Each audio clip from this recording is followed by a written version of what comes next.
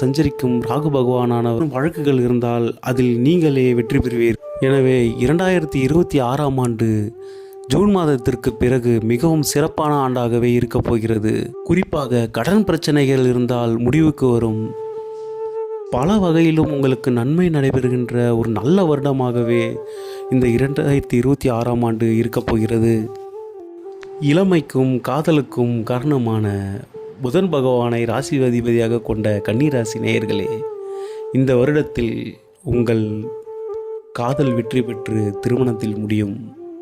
கேது பகவான் மட்டுமே உங்களுக்கு 12ஆம் இடத்தில் மறைந்து சிறு சிறு உடல் உபாதைகளையும் அதனால் விரயங்களையும் ஏற்படுத்துவார். எனவே விநாயகர் வழிபாட்டை மேற்கொள்ளுங்கள்.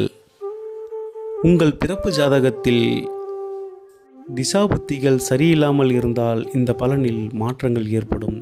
இருப்பினும் குரு உச்சம் பெற்ற பிறகு நீங்கள் நற்பலன்களையே அனுபவிப்பீர்கள்.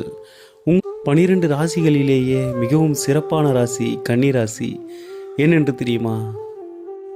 கன்னி ராசியில்தான் புதன் பகவான் ஆட்சி, உச்சம், மூலதிரிகோணம், வர்க்கோத்தமம் என அனைத்து பலத்தையும் பெறுகிறார்.